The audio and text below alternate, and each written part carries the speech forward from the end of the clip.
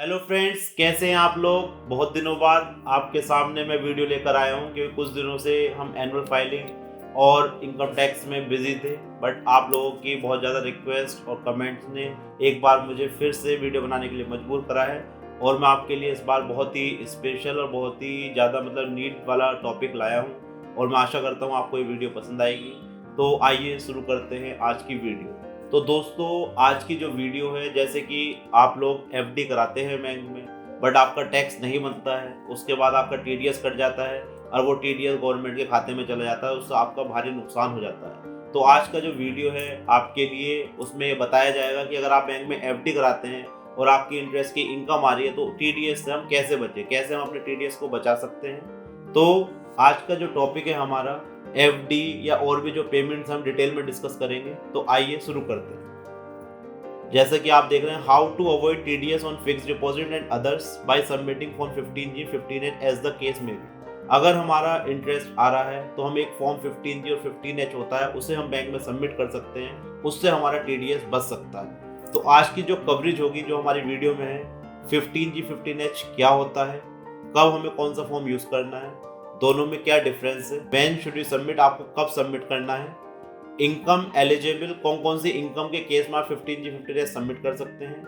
TDS exemption limit, जहां पर आपको 15G 15H देने की जरूरत नहीं है, जो लिमिट है, who is eligible to form file 15G 15H, who is not eligible, how can fill form 15G 15H और अदर इंपॉर्टेंट मैटर्स। तो एक एक करके स्टार्ट करते हैं। सबसे पहले कि 15G और 15H फॉर्म होते क्या हैं। ये एक सेल्फ डिक्लेरेशन फॉर्म है। अगर हमें लगता है कि ड्यूरिंग द प्रीवियस ईयर हमारी जो टोटल इनकम आएगी वो टैक्सेबल लिमिट से कम होगी और हमारी टैक्स बिल्कुल भी नहीं बनेगा, तो ये वाला फॉर्म हम बैंक में दे सकते हैं कि ये वाला फॉर्म है, हमारी इनकम जो टैक्स लिमिट से कम आएगी तो आप टीडीएस ना काटें। तो बेसिकली एक सेल्फ डिक्लेरेशन फॉर्म है, बताने के लिए कि हमारी जो इनकम है वो टैक्सेबल लिमिट से कम है, हम टैक्स के दायरे में नहीं आते, तो हमारा टैक्स ना काटा जाए। It means it is a declaration requesting to pay for not deducting TDS। अब दूसरी चीज जो यहाँ पर आती है कि 15G और 15H इन दोनों में क्या डिफरेंस होता है। 15G बेसिकली रेजिडेंट इंडिविजुअल और HUF और ट्रस्ट के केस में यूज होता है। 15H सीनियर सिटीजन के केस में यूज होता है। 15G टैक्स कैलकुलेटेड, दोनों केसेस में जो टैक्स कैलकुलेट होगा आपका नील होना चाहिए। बस यहाँ पर 15G और 15H में जो सबसे ज्यादा इंपॉर्टेंट डिफरेंस है, फॉर एग्जाम्पल अगर आप during the year interest income आप अर्न कर रहे हैं वो स्लैब रेट से ज़्यादा है तो आप उस केस में 15G सबमिट नहीं कर सकते हैं, बट आप 15H सबमिट कर सकते हैं। यहाँ पर सीनियर सिटीजन को छूट दी गई है, चाहे आप भले से जो आपका इंटरेस्ट की इनकम ले रहे हो वो स्लैब रेट से ज़्यादा ले रहे हो तो आप उस केस में 15H सबमिट कर सकते हैं, बट नॉन सीनियर सिटीजन जो हैं उन्हें ये वाली छूट नहीं दी गई है। इस चीज को और डिटेल में बताने के लिए मैं आपको एक एग्जाम्पल की हेल्प से इसे बताता हूँ। आइए चलते हैं एग्जाम्पल। तो दोस्तों, इसे एग्जाम्पल की हेल्प से समझते हैं और क्लैरिटी के लिए। तो ये एग्जाम्पल हमने लिया है, इसमें 4 लोग हैं, दीपक, राम, श्याम, राहुल। दीपक और राम जो है नॉन सीनियर सिटीजन है तो इनके लिए फॉर्म 15G एप्लीकेबल होगा। श्याम और राहुल सीनियर सिटीजन है, इनके लिए 15H एप्लीकेबल होगा।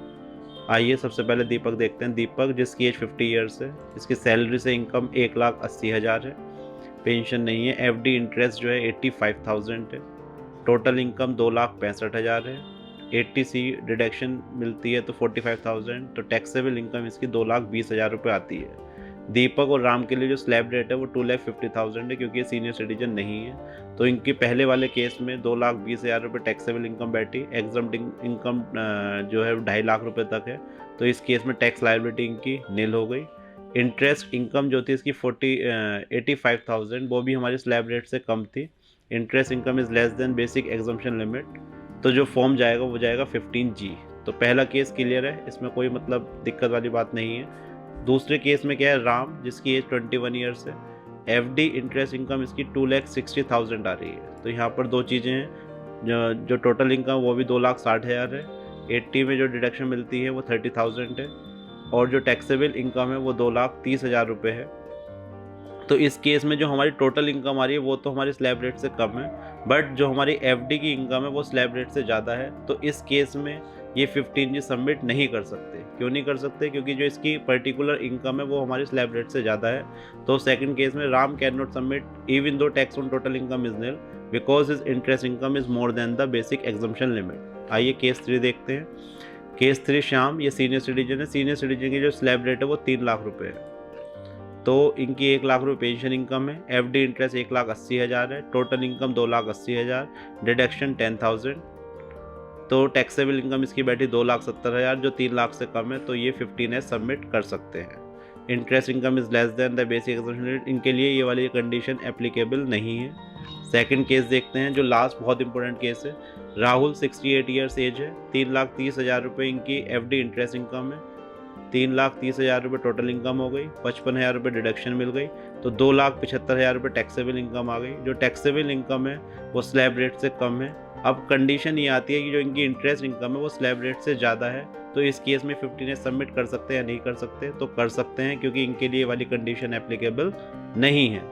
तो Rahul who is a senior citizen can submit form 15H as his tax liability is nil even his interest income is more than exemption limit. तो दोस्तों इन दोनों में मेन डिफरेंस यही था कि जो पर्टिकुलर इनकम हमें देखनी है वो 15G के लिए देखनी है कि ये वाली इनकम जो है कि स्लैब रेट से कम है या नहीं है।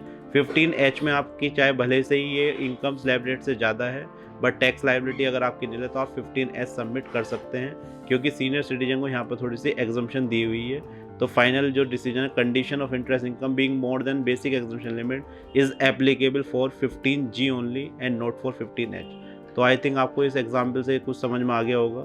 ये मैंने वैसे लिंक में डाउनलोड भी कर दिया, मतलब आप डाउनलोड कर सकते हैं लिंक से और अच्छी तरह समझने के लिए।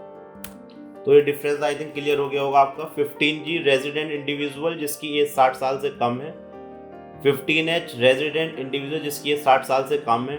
टैक्स लायबिलिटी दोनों केस में नील होनी चाहिए, और इस केस में ये वाली कंडीशन जो है टोटल इंटरेस्ट से पर्टिकुलर जो भी इनकम मिलेगी उस पेयर से वो स्लैब रेट से कम होनी चाहिए, तो ही आप 15G सबमिट कर सकते हैं। बट सीनियर सिटीजन केस में ये कंडीशन एप्लीकेबल नहीं है। आइए दूसरे चलते हैं। When should you submit form 15G? 15G और 15H आपको कब सबमिट करना है? जो TDS कैलकुलेट होता है वो पूरे साल के लिए कैलकुलेट होता है, तो एट द बिगनिंग इसकी कोई ऐसी पर्टिकुलर डेट नहीं है। तो जो बिगनिंग होगी आपकी फाइनेंशियल ईयर की, उसी में आपको ये सबमिट करना है in the first week of the April. अगर आप किसी वजह से अप्रैल में सबमिट नहीं कर पाते हैं तो आप फर्स्ट क्वार्टर में आपका TDS हो सकता है कट गया हो, तो सेकंड क्वार्टर में भी आप सबमिट कर सकते हैं। But in the beginning of the financial year ही आपको सबमिट करना चाहिए, जिससे पूरे साल आपका TDS ना कटे। तो 15G valid for 1 financial year. ये हर एक साल के लिए अलग अलग फॉर्म होते हैं, ये नहीं आपने एक बार दे दो वो लाइफ टाइम चलेगा। आपको एवरी ईयर फाइनेंशियल ईयर में आपको सबमिट करने पड़ेंगे 15 या 15 जो भी आपके लिए एप्लीकेबल होगा। इनकम एलिजिबल, अभी मैंने जो बात करी थी केवल बैंक के इंटरेस्ट के लिए करी थी, बट इसमें और भी इनकम है जहां पर आप ये फॉर्म 15G 15H सबमिट कर सकते हैं। In case of dividend income, dividend भी अब टैक्सेबल हो गया, पहले टैक्सेबल नहीं होता था। Interest income, insurance commission, life insurance maturity, provident fund withdrawal और रेंट। तो these are the various income जहां पर आप फॉर्म 15G 15H दे सकते हैं और आप TDS से बच सकते हैं। अब एक ये बहुत ही इंपॉर्टेंट चीज है TDS एग्जम्पशन लिमिट। गवर्नमेंट ने कुछ लिमिट ऑटोमेटिक ही मतलब कर रखी है लोगों को, तो अगर आपका जो टैक्स है वो इस इनकम के अंडर आता है तो आपको इवन फॉर्म 15G और 15H सबमिट करने की जरूरत भी नहीं है। तो आइए देखते हैं वो क्या है limit. Interest on securities, nature of payment, income tax relevant section और amount for the financial year. अगर आपने कोई बॉन्ड्स वगैरह ले रखे हैं और उस पर जो आपका इंटरेस्ट पूरे साल का बन रहा है 5,000 रुपये तक बन रहा है, तो आपका कोई भी TDS नहीं कटेगा। एक बार मैं फिर बता रहा हूँ, आपने 10,000 1 लाख के बॉन्ड लिए, उस पर 8% अगर आपका ब्याज बन रहा है तो 8,000 रुपये अगर आपका ब्याज बनेगा तो आपका TDS कटेगा। तो अगर आपका 5,000 के अंदर अंदर बन रहा है तो आपका TDS नहीं कटेगा, चाहे आप फॉर्म 15G दें या ना दें। तो इस केस में आपको फॉर्म 15G 15H देने की जरूरत नहीं है। लिस्टेड सिक्योरिटी है, तो लिस्टेड सिक्योरिटी का डीमैट अकाउंट में अगर आपने सिक्योरिटी हेल्ड कर रखी है तो उस केस में TDS एप्लीकेबल नहीं होता है, तो उसमें कोई घबराने की जरूरत नहीं है। दूसरा, ये आपका बैंक वाला सेक्शन आ गया है, सेक्शन 194A। अगर आप सीनियर सिटीजन हैं तो 50,000 रुपीज़ तक पूरे साल का ब्याज आपका कोई टैक्स नहीं कटने का। Other than senior citizen 40,000 in case of bank, post office और 5000 अगर NBFC या दूसरी जगह आप कराते हैं उनके लिए लिमिट 5000 रुपये। तीसरा है डिविडेंड। डिविडेंड में 5000 रुपये की लिमिट है। इंश्योरेंस कमीशन में 15,000। इंश्योरेंस की जो मैच्योरिटी अगर आप लेते हैं उसकी 1 लाख रुपये। रेंट के केस में 2,40,000 और PF विड्रॉल के केस में 50,000 रुपये। तो अगर आपकी इनकम इस लिमिट के अंडर आती है तो अगर आप फॉर्म 15G या 15H सबमिट नहीं करते तो भी आपका कोई TDS नहीं कटेगा। आइए आगे चलते हैं।